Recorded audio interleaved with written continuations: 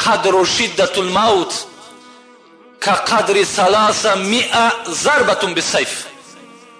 پیغمبر خدا گفتند شدت مرگ، سختی مرگ چگونه، سختیش چگونه هست؟ گفتند مثل که در شکم به یک آدم 300 بار به شمشیر میزنی چگونه درد داشته باشد، به همین منزله گفت قدر و شدت مرگ همچنان است که در شکم یک آدم 300 بار به خنجر بزن چی مقدار درد پیدا می شود، همین مقدار گفت سکرات موت و غمرات موت همچنان است. از این خاطر باشد که رسول اکرم دم آخرش چگونه بود؟ حضرت عایشه میگوید لطه را تر میکردیم بالای پیشانی پیغمبر میگذاشتیم و رسول الله میگفت اللهم اعین علی سکرات الموت و غمرات الموت، پروردگارا بر من سختی و مشقت مرگ آسان بکن. میگه رسول اکرم فقط و فقط دعاش در دم آخر همین بود. حضرت ادریس که این قصه قرآنی است که زنده به جنت رفتگی هست، وقتی میگه بی نهایت کار میکرد، بسیار زمین در کار میکرد، عزرائیل میگه چنان ذوقش میآمد کار ادریس هم میدید. روز میگه از جانب خداوند اجازت گرفت که همین پیغمبری تو را من زیارت کنم و به نهایت که عبادت زیاد داشت میخواست که عبادت ادریس تماشا کند. وقتی میگه و هو کان صائم الدهر، میگه صاحب کتاب ادریس میگه دائما روزدار بود. باز از جنت میگه یک مقدار طعام میگه عزرائیل گرفت خانه ادریس آمد نشست و ادریس میگه اول نشناخت، طعامی که آورده بود تناول کرد، از بین میگه قریب 4 روز گذشت، نه میخورد نه طاعت عبادت میکند. ادریس که آداب مهمانداری را میدانست پرسانش کرد تو آیا بشر هستی؟ تو آیا از تخم انسان هستی؟ گفت نه من از تخم انسان نیستم، من برادر تو عزرائیل هستم. ادریس با مجرد شنیدن عزرائیل گفت تو قابض روح هستی؟ تو قبض کننده جانها تو هستی؟ گفت بله من هستم. گفت این 4 روز تو در خانه من بودی، آیا تو کسی را جانش قبض کردی؟ میگه حضرت گفتند ارواح الخلق عندي كالمائده اتناولها كما تتناول اللقمه. ادریس گفت جان تمام مردم گو در نزد من به منزله یک دسترخوان است، چگونه ای که از هر جاش تو یک لقمه را میگیری میخوری، این جان تمام مردم در روی دسترخوان است در نزد من، کدامش ده که امر شد همون زمان میگیرم. تا امروز چندین هزار جانش گرفتیم.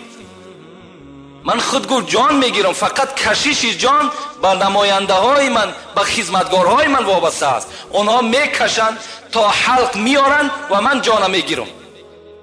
این گو به همین منزله است گو برای من هیچ مشکلاتی نداره.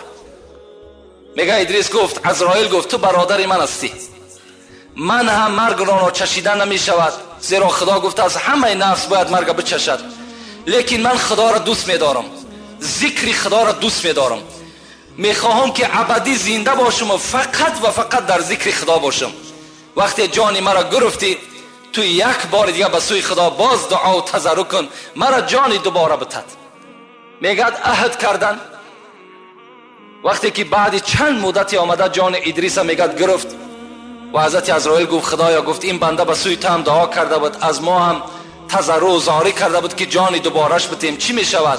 این ذکری ترا دوست می داشته است، عبادتی ترا دوست می داشته است. خدا که در ازل ادریس کشیده بود جان دوباره رو میگه به ادریس داد. ادریس وقتی میگه از خواب مثل که بیدار میشه عزرائیل نزد خود دید، گفت برادر عزرائیل گفت این چی دهشت بود که تو بر من روا کردی. گفت ادریس گفت الرفق الذي فعلت بك ما فعلت على احد قط. ادریس گفت چنان مهربانی در وقت جان گرفتن بر تو کردم که چنین مهربانی را برای هیچ پیغمبر پیش از تو نکرده بودم. چگونه معامله کردم؟ حضرت ادریس گفتن آیا به تو وصف کنم بیان کنم که چگونه جانم دادم؟ گفت بیان کن. گفت این الحیوان اذا انسخل جلده و هو حی فمرارته اشد منه. میگه ادریس گفت ملک الموت گفت جانت از بدن من چنان گرفتی که وقتی که یک حیوان زنده باشد و او را زنده به زنده گفت پوستش میکنن و چگونه درد پیدا میکند، همون درد گفت 1000 مراتبه دیگر گفت با زیادتر از اون دیده گفت چی شد؟ این جان کندن من گفت بر من سخت آمد. حالا که عزرائیل چی گفتن؟ من گفت مهربانی بر تو کردم. حضرت عیسی را خدا رحمت کند که یکی از معجزه هاش این بود که مرده 1000 ساله را زنده میکرد. بعد باورش میکردن که این پیغمبر است. وقتی میگه قومش گفتن عیسی گفتن تو هر مرده ای که زنده کردی مرده های همین 500 ساله و 1000 ساله بودن، ما یک مرده میدانیم به نهایت قدیم است، اگر همون را زنده بکنی ما ترا باور میکنیم. البته قوم سرسخت حضرت عیسی گفتن میلش کدام مرده نباشد به اذن الهی انشاءالله زنده میشود. آوردنش میگه پیش بچه حضرت نوح سام که این به نهایت قدیم است و گفتن این قوم این قبر سام است، بچه نوح، همین زنده کن. حضرت عیسی میگه جای نماز پرتافتن، 2 رکعت نماز خواندن و دعا کردن که خدایا در پیش این قوم جاهل مرا تو خجالت نمان. این مرگ هم مخلوقی هست که اگر بالای ما و شما که هجوم میکرده است ما و شما را ناپدید و از بین می برده است. این معنای موت است، این معنای مرگ است. خدا در قرآن شاید 10 جا، شاید زیاده از 10 جا بر ما و شما تذکر میدهد، به ما و شما یادآوری میکند از موت. که من اولا افتتاح سخن و میخوام از ترجمه آیت ها بر شما برسانم. نظر به سوره عمران میکنیم. آل عمران. اعوذ بالله من الشیطان الرجیم. كل نفس ذائقة الموت. تمام آن چیزی که صاحب روح است، صاحب جان است، صاحب حرکت کننده است، خواه از جنس آدم است، خواه از جنس جین است، خواه از جنس فرشته است، عاقبت مرگ را می چشد. این یادآوری خداست بر ما.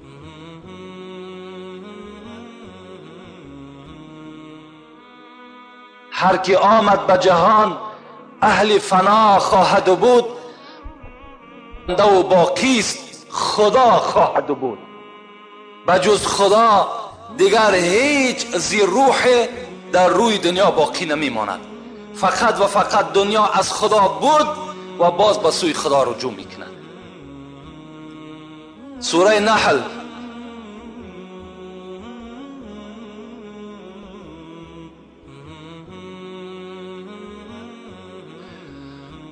فإذا جاء أجلهم لا يستأخرون ساعة ولا يستقدمون. خدا در سوره نحل چی میگه؟ فإذا جاء أجلهم لا يستأخرون ساعة ولا يستقدمون. وقتی که اگر اجلهای شما، مرگ بالای شما که آمد، لا يستأخرون ساعة ولا يستقدمون، هیچ کس حق ندارد این مرگ که من فرستادم او را 1 ساعت یا پیش پرتاید یا 1 ساعت خفاش پرتاید. هیچ کس حق ندارد. اجل آمد به ساعت و به دقیقه و به ثانیه خودش باید که بالای بنده یا بالای چیزی نباشد هجوم خودش البته بکند. هیچ کس حق ندارد این مرگ از بالای آن چیزی که من روان کردم از بالای او بگرداند. نه 1 ساعت پیشش کرده میتواند، نه 1 ساعت قفا. روزی که اجل در آید از پیش و پسد روزی که اجل در آید از پیش و پست، شک نیست که مهلت ندهد یک نفست. بین روزی که اجل در آید از پیش و پست، شک نیست که مهلت ندهد یک نفست. یاری نرسد در آن دم از هیچ کست، برباد شود جمله هوای و هوست. در اون ساعتی که مرگ بالای ما و شما می آید، یاری نرسد در آن دم از هیچ کست. هیچ کس بر ما و شما یاری دادن نمیتونه. اگرچه تمام پروفسورهای دنیا، اگرچه تمام دکترهای روی دنیا در بالای کسلی نشسته باشند، مرگ البته بر آنها هجوم میکند و این دکتر و پروفسور هم تماشا میکند، از دستش هیچی نمی آید، یاری رساندن نمیتواند. امروز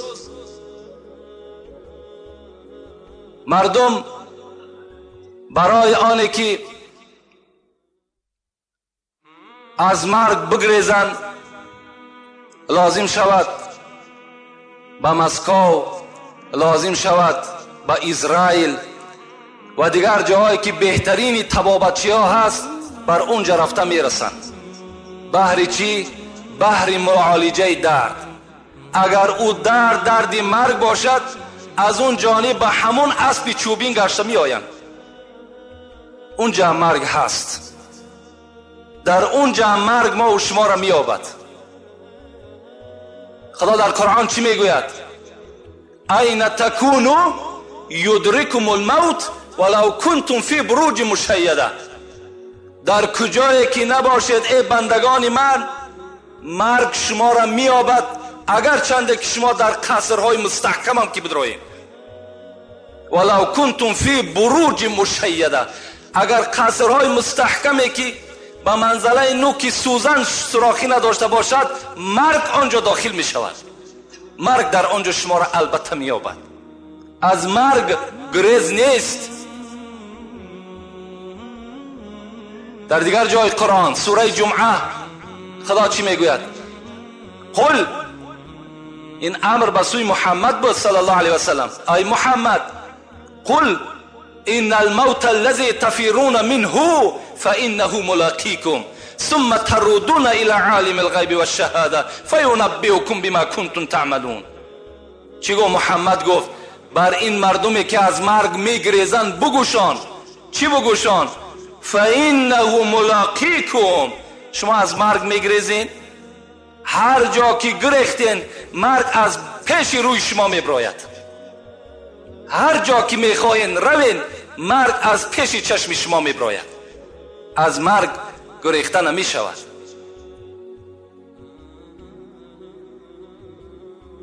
دیگر آیت قرآن سوره منافقون، استعیذ بالله ولا تدری نفس ماذا تکسب غدا ولا تدری نفس بأی ارض تموت. صدق الله العظیم. خدا چی میگوید؟ ولا تدری نفس ماذا تکسب غدا. شما نمیدانین که فردا به سر شما چی آمدنی است. شما نمیدانین. ولا تدری نفس بأی ارض تموت. شما نمیدانین که در کدام سرزمین شما جان به حق تسلیم میکنین. اینش هم شما نمیدانین. در کجا شما وفات میکنین هیچ کس نمیداند.